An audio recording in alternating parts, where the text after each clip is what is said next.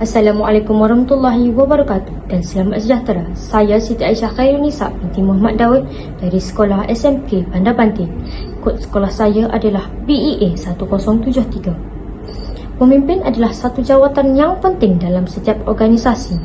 Tanpa adanya pemimpin, maka organisasi tersebut tidak akan berjalan dengan lancar. Pemimpin bagi saya adalah seorang yang berani bertindak, memimpin dengan penuh keyakinan, juga seorang yang bernas dalam membuat keputusan dalam setiap situasi. Contoh sebuah organisasi adalah sekolah. Warga sekolah akan lebih percaya kepada pengetua dan menjalankan tugas yang diberikannya dengan penuh hati, juga tidak akan memberontak. Jelaslah bahawa seorang memimpin memainkan peranan yang penting dalam setiap aspek kehidupan kita dalam mencari setiap tujuan.